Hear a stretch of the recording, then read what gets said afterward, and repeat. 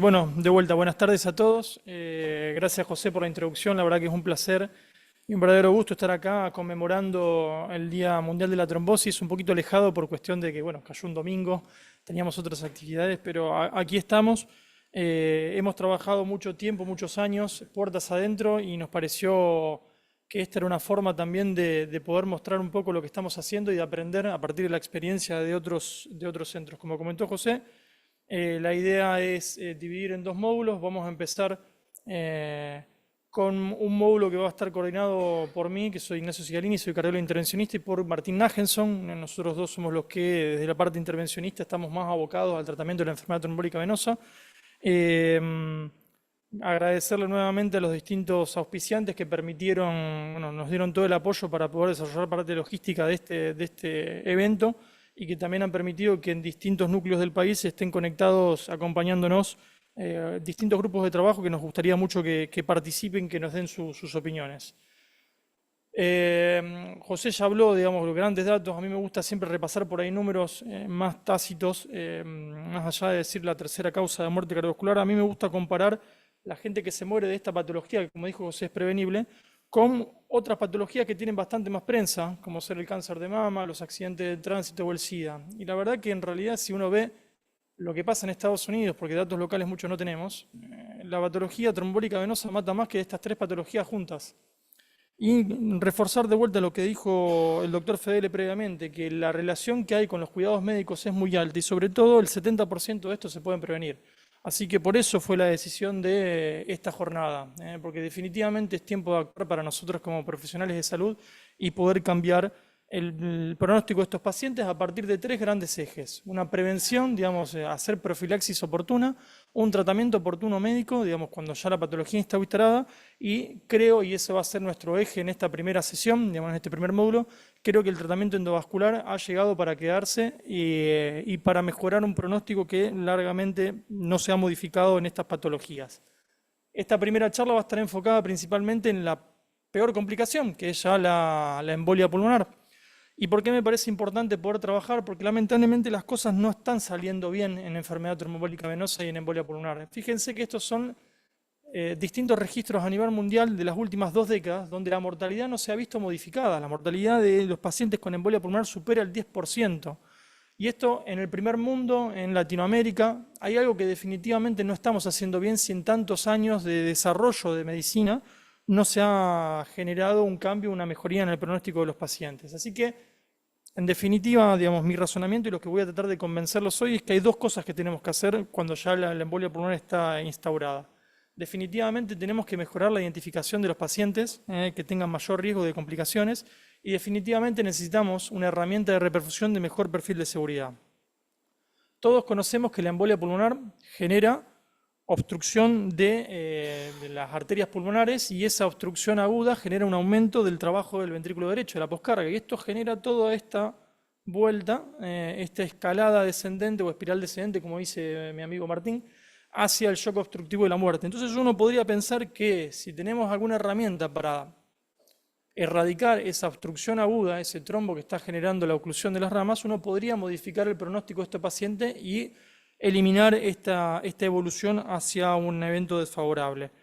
Pero las guías, lamentablemente, que son simplemente guías, hoy tienen una fórmula mágica para todos los estratos de riesgo de los pacientes con embolia pulmonar, que es básicamente la anticoagulación. Y solamente hay un juez y un verdugo, que es la presión arterial, que es la que nos decide cuándo nosotros tenemos que actuar. Solamente hoy estamos habilitados cuando ya estamos tarde, cuando el paciente está descompensado, cuando la tensión arterial es por debajo de 90 milímetros de mercurio. O sea, tenemos algo dicotómico, y hoy tenemos simplemente una estrategia de bailout, de escape, de salida, de falla terapéutica, y donde encima la primer escalón de tratamiento que se recomienda es la trombolisis sistémica, que es excelente, digamos, obviamente que es efectiva y hay que usarla. Yo no estoy en contra de los trombolíticos, pero claramente no podemos negar que este tratamiento está asociado a un riesgo inherente de un sangrado mayor y sangrado intracraneal, e incluso sangrado fatal, que es de más de 3 veces.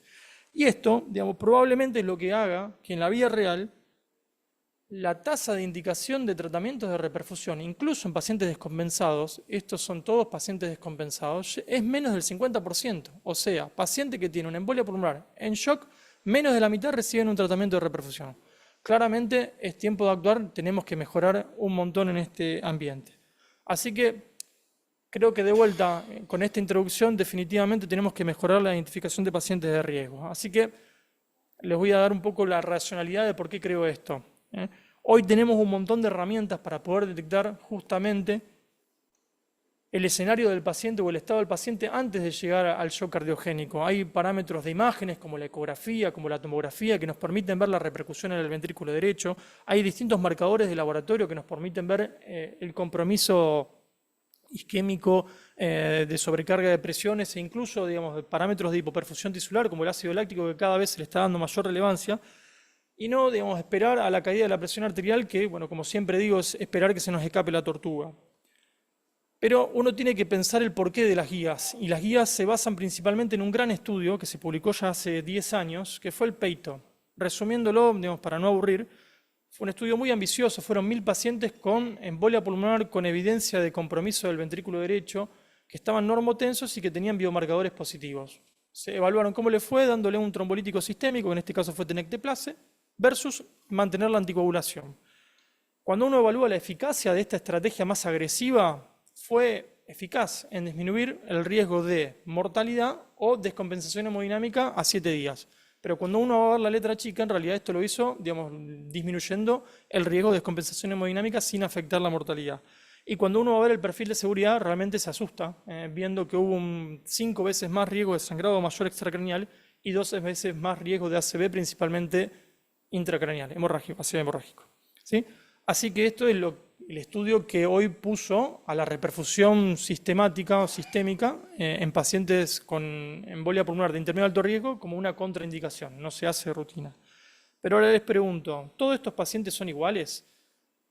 ¿Es la tensión arterial el único parámetro que tenemos para evaluar riesgo? ¿Qué pasaría si tenemos un tratamiento que tenga mejor perfil de seguridad, digamos, anulando este perfil negativo de sangrado de los trombolíticos sistémicos? Y le voy a mostrar el caso que por ahí marcó un hito en nuestra institución, marcó un antes y un después para la toma de decisiones y el armado de nuestro grupo de trabajo. Una mujer de 70 años sin grandes comorbilidades que se presentó con una embolia pulmonar de intermedio alto riesgo, estaba normotensa, 110 de sistólica, algo taquicárdica, bastante tecapneica y desaturando. Fíjense en la ecografía, en la tomografía se puede ver que tiene bastante impacto trombótico, sobre todo la arteria pulmonar del lado izquierdo. Miren la relación del ventrículo derecho con el ventrículo izquierdo, está completamente invertido, el ventrículo derecho está muy dilatado, con biomarcadores positivos. Y le seguimos sumando condimentos. Esta mujer tenía una trombosis venosa proximal extensa, tenía paroxismo de fibrilación auricular de alta respuesta, estaba oligoanúrica y tenía episodios o salvas de TB no sostenida. Pero bueno, siempre estuvo con la tensión arterial por encima de 100. ¿Es una paciente que nos quedamos tranquilos? Parece que no, es una paciente que todos sabemos que está grave. Así que me parece que el mensaje es que la presión arterial no nos tiene que tapar el bosque, que es el paciente. Y hoy conocemos que los pacientes normotensos no son tan sanos como uno piensa, como uno cree. 40% de estos pacientes normotensos están en un shock cardiogénico oculto, cuando uno hace un parámetro hemodinámico invasivo. ¿Sí? Casi la mitad de los pacientes están en realidad en un shock cardiogénico oculto. Y entonces uno tiene que tratar de descifrar cuáles son esos otros parámetros donde podemos estimar que el paciente va a tener una peor evolución. Por ejemplo, más de la mitad de los pacientes que se presentan en este escenario tienen una trombosis venosa profunda extensa. Esto, digamos, se asocia a 4 veces más riesgo de mortalidad relacionada al TEP y de recurrencia de enfermedad trombólica venosa a los 90 días. La carga trombótica a nivel pulmonar, discutido, pero mientras mayor compromiso central y mientras mayor carga trombótica, peor evolución para el paciente. La persistencia de la taquicardia, con un punto de corte que parece ser el más sensible, el de 100 latidos por minuto. Realmente nos identifica pacientes que están más graves. El índice de shock, que es una relación entre la frecuencia cardíaca y la tensión arterial. El lactato, como hablamos antes, como marcador de hipoperfusión tisular. Y distintos nuevos scores, este lo nombro porque lo desarrollamos desde CONAREC, que combina el PESI, que es un score netamente clínico, con parámetros ecocardiográficos y logró una mejor discriminación de pacientes cuando tienen un puntaje mayor a 128. Así que hoy ya estamos hablando de un estrato de riesgo diferente y estas me parece que es muy interesante. Estas son las etapas de shock del SCAI adaptadas a pacientes con embolia pulmonar, donde uno puede subdividir a estos pacientes de intermedio riesgo no solamente en un paciente de intermedio riesgo y sin riesgo de descompensación, que los hay, sino aquellos que pueden estar en un riesgo de shock, por ejemplo, aquellos que tengan alta carga trombótica, aquellos que tengan una TDP extensa residual o que tengan un trombo en tránsito. El paciente está bien, está normotenso, pero potencialmente se puede evolucionar un shock. O aquellos que ya están en shock normotensivo, que son, como estuvimos hablando, que persisten taquicárdicos, que están con índice de shock mayor a 1, que tienen lactato positivo, que tienen estos cambios electrocardiográficos, o bueno, ya llegando al extremo de nuestra paciente, que están olivúricos y fríos.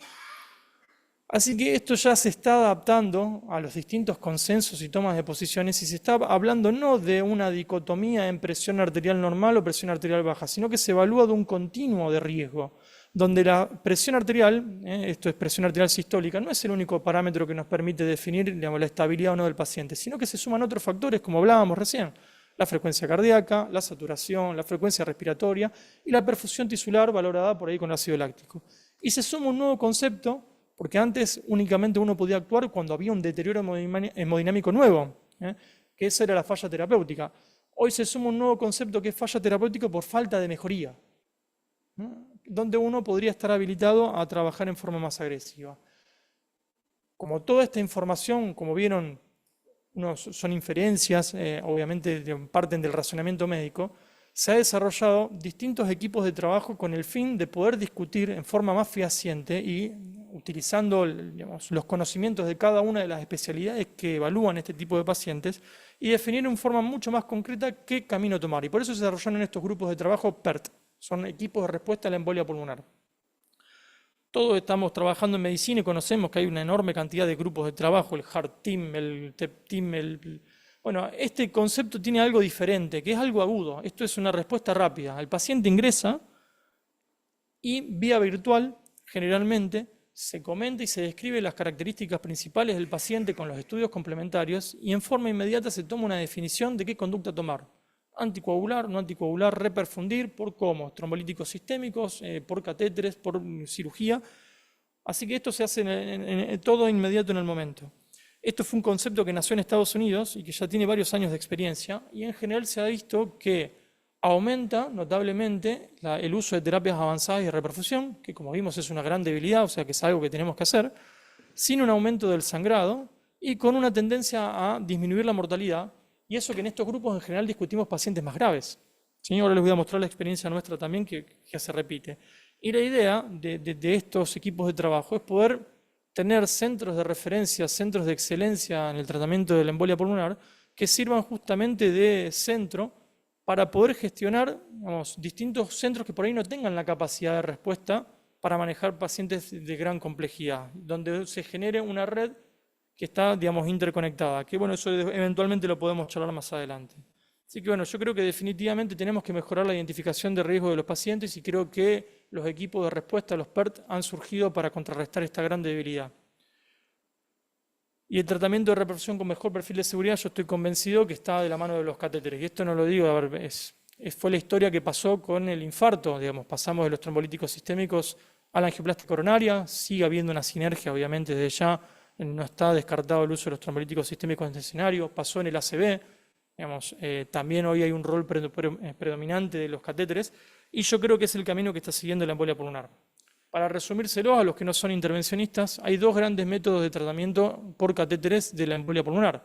Uno puede infundir directamente el trombolítico en el territorio pulmonar o puede utilizar distintos catéteres que estén diseñados para remover esa carga de coágulos, ya sea por alguna cuestión mecánica o por alguna cuestión aspirativa. ¿Cuál es la racionalidad de dar trombolíticos? Si uno cuando lo inyecta en la vena todo va al pulmón. Bueno, fíjense en el gráfico de la izquierda de la pantalla. La sangre va a fluir obviamente donde no haya una oclusión. Si el trombo es oclusivo no va a haber sangre y entonces no va a llegar el trombolítico. Se va a distribuir el trombolítico en las zonas que estén mejor profundidas, algo que tenga menos trombo, menos exactamente trombo. Entonces uno, digamos, por hemodinamia lo que puede hacer, lo que debe hacer, es atravesar el coágulo e infundir directamente dentro del trombo el trombolítico. Esto permite usar dosis mucho menores, en vez de usar 100 miligramos de TPA, se usan dosis de 20, 10, hay estudios hasta con 6 miligramos de TPA, y en mucho menor tiempo. Cada vez más. ¿Cuál es el resultado de estos tipos de tratamiento? Fíjense, este es un estudio, un metaanálisis de más de 81.000 pacientes. Se comparó cómo les fue a los pacientes con anticoagulación, cómo le fue con trombolíticos sistémicos y cómo le fue con trombolíticos locales. Cuando uno evalúa en la mortalidad como punto de eficacia, el mejor tratamiento es el trombolítico local. Disminuye la mortalidad en comparación con la anticoagulación y con los trombolíticos sistémicos. En seguridad todavía tenemos nuestro talón de Aquiles. Sigue habiendo un mayor riesgo de sangrado comparado con los anticoagulantes. Por suerte, no asociado, como vimos en el peito, a un aumento del sangrado intracraneal. O sea, me parece que es una herramienta útil. Sigue habiendo un riesgo, digamos, una alarma que tenemos que considerar, que es el riesgo de sangrado, pero desde ya es efectivo. Y eso fue lo que hicimos con nuestra paciente. Fíjense, esta es una arteriografía pulmonar. Antes la presión pulmonar tiene una media de 30, después de hacerle el tratamiento, cómo mejoran notablemente las presiones pulmonares. ¿Y por qué lo hicimos? Porque vimos que esta paciente tenía todos estos parámetros que yo les hablaba de riesgo. La paciente evolucionó favorablemente, digamos, no tuvo ninguna complicación, digamos, por la infusión y se fue de alta a los pocos días, sin desarrollo de hipertensión pulmonar trombólica posterior. Pero bueno, como vimos, sigue habiendo una debilidad del trombolítico. Entonces, el mayor interés en la industria está en el desarrollo de distintos catéteres que generen la remoción de estos trombos sin usar el trombolítico. El que por ahí viene ganando mayor espacio en el mercado a base de resultados y sobre todo de inversión en investigación son catéteres de gran frenchaje, o sea, de gran calibre, que tienen potente poder de absorción y que combinan o tienen la posibilidad de utilizar distintas herramientas para generar una remoción mecánica. Lo interesante de este dispositivo tiene que ver principalmente con la capacidad también de devolver la sangre, porque obviamente si yo tengo mayor poder de aspiración, puedo absorber trombos, pero absorbo mucha sangre.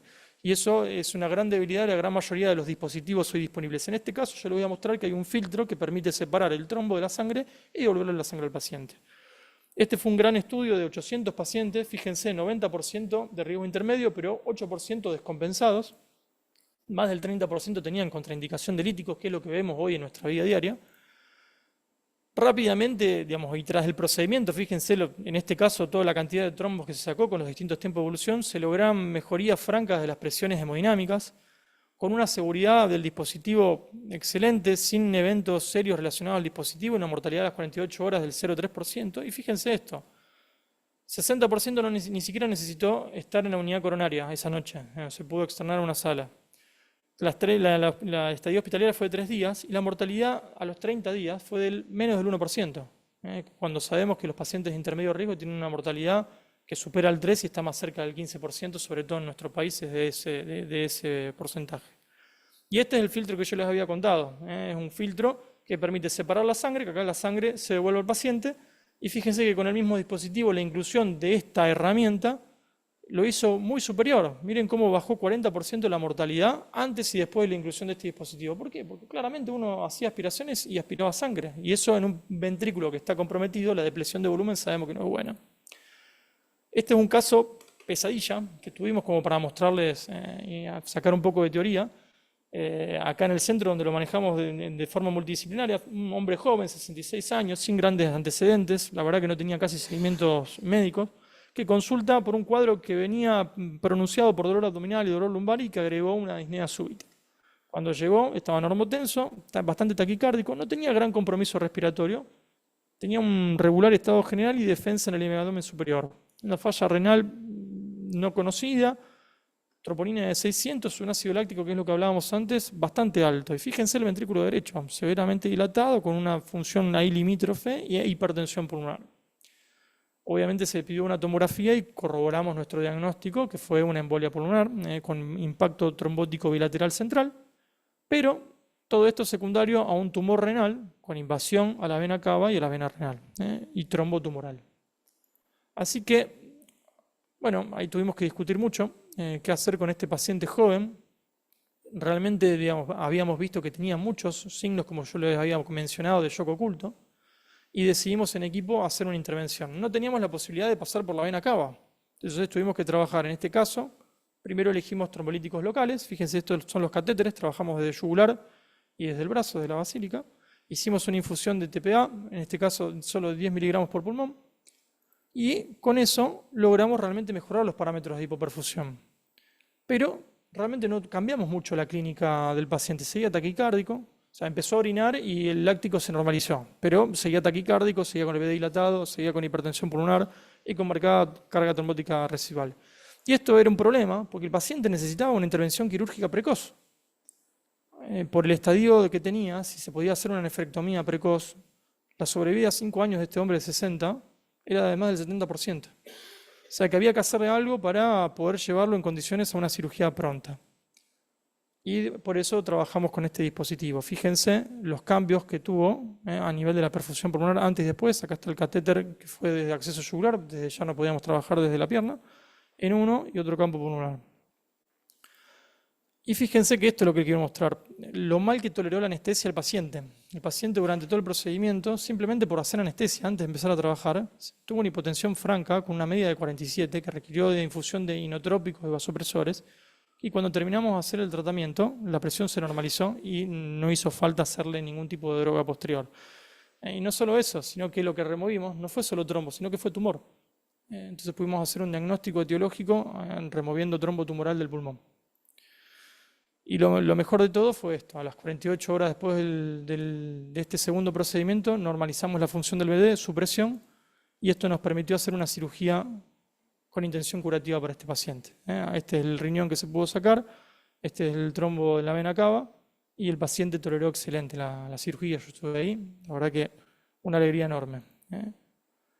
¿Qué nos pasa en alto riesgo? Hay un estudio muy interesante que comparó cómo le fue a trombolíticos sistémicos con este dispositivo. No los voy a aburrir con detalles, pero fíjense la mortalidad, que me parece que es lo más importante. Como todos estamos acostumbrados a ver, pacientes con descompensación hemodinámica, la mortalidad es del 30 al 50%. Con este dispositivo fue de 1.9%. Tuvieron que suspenderlo en forma precoz por la superioridad de este dispositivo.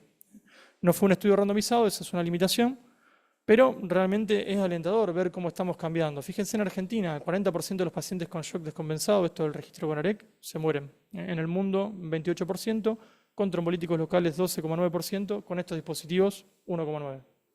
Y el perfil de seguridad claramente superior. Y este es un caso también que tuvimos acá en nuestro hospital, una mujer de 73 años, hipotensa, entró con 70 de sistólica, con disnea súbita, desaturando. Obviamente pudimos compensarla con nuestro primer aliado, que es la noradrenalina, y fíjense la marcada carga trombótica bilateral que tenía, nuevamente el ventrículo derecho bien dilatado, impacto bilateral. Y este es un procedimiento para que ustedes vean. Hacemos siempre punción ecoguiada, si bien no trabajamos con trombolíticos, se trabajan con catéteres grandes, uno quiere evitar el sangrado. Se viaja hacia el pulmón con catéteres convencionales, hacemos las arteriografías que mostré y acá estamos llevando el catéter de gran calibre. Una vez que estamos en posición, se hace la aspiración. Acá tienen la animación, como después uno lleva, todo el contenido removido y lo filtra. Y ahora lo que hago voy a hacer devolver la sangre al paciente. Esto claramente, como toda urgencia, fue a las 5 de la mañana, ¿no? Y acá tenemos el antes, con una muy mala perfusión, y el después. Y vamos a ver ahora la cantidad de trombo que removimos en esta paciente. En la vida real esto está más que claro, intermedio y alto riesgo. Esto es una corte de Estados Unidos. Estas técnicas por catéteres disminuyen notablemente la mortalidad intrahospitalaria y las complicaciones a 90 días.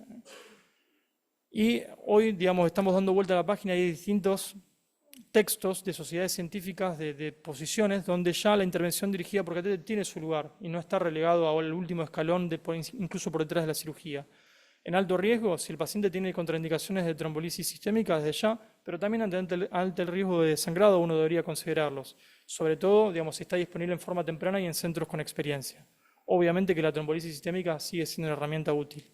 Y en pacientes con intermedio alto riesgo, o sea que están normotensos, uno tiene que monitorizar, pero estar pendiente siempre de parámetros de riesgo. Si es así, uno podría discutir y eventualmente hacer intervenciones por catéter. Y esto está recién salido del horno, como quien dice. Esto es una publicación conjunta de la Sociedad Argentina de Hematología y de Cardiología, donde queda reflejado justamente lo que estamos hablando, que en pacientes con riesgo de intermedio alto, uno tiene que buscar otros criterios, discutir en equipo y considerar la reperfusión cuando así lo evalúen. Yo creo que el día de mañana esto va a cambiar y ya va a ser mucho más claro. Fíjense todos los estudios randomizados que hay en marcha. Nosotros los que amamos esta patología estamos muy emocionados. Y ahora ya para terminar, les quiero contar un poquito cuál es nuestra experiencia acá en el hospital. Nosotros venimos trabajando de abril del 21, somos un grupo grande de distintas especialidades que está involucrada en la discusión de estos pacientes, que no solamente, digamos, conlleva esto, que es la respuesta rápida, sino que bueno, nos dimos cuenta que estábamos haciendo un manejo un poco fragmentado, por ahí con procesos o protocolos no definidos, sin acceso a tecnologías y demás.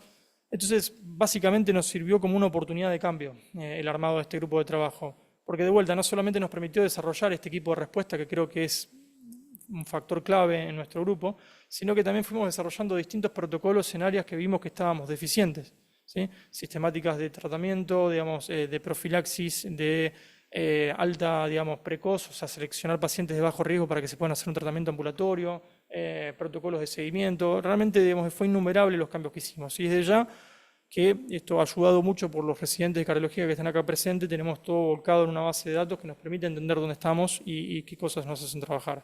Tenemos nuestro propio algoritmo de trabajo, no los voy a aburrir con cada uno de los puntos, pero resalta algunas cosas. Siempre ante la sospecha, no esperar a la confirmación, siempre ante la sospecha de enfermedad trombólica venosa hay que iniciar anticoagulación de inmediato. Esto cambia el pronóstico del paciente. Obviamente la inclusión de la activación de nuestro cupo de trabajo en sospecha de TEP de alto riesgo o en pacientes con TEP de intermedio alto riesgo, y la posibilidad de hacer diagnóstico de tratamiento basándonos no solamente en la tomografía, que es el método de diagnóstico estándar, sino también en ecocardiogramas, y esto para que vean que no soy tampoco solamente defensor de los catéteres. Este fue un hombre de 50 años que estaba internado por un TEP de intermedio bajo riesgo, que no cumplió con las conductas que le dimos de cuidado. Se fue al baño recién internado con una única dosis de enoxaparina y tuvo un cuadro de disnea súbita, angina y sensación de muerte inminente. Y fíjense el eco que le hicimos al costado de la cama. Hay un trombo en tránsito en la aurícula derecha. El BD estaba completamente dilatado y completamente disfuncionante comparado con lo basal. O sea, no había necesidad de hacer ningún otro estudio.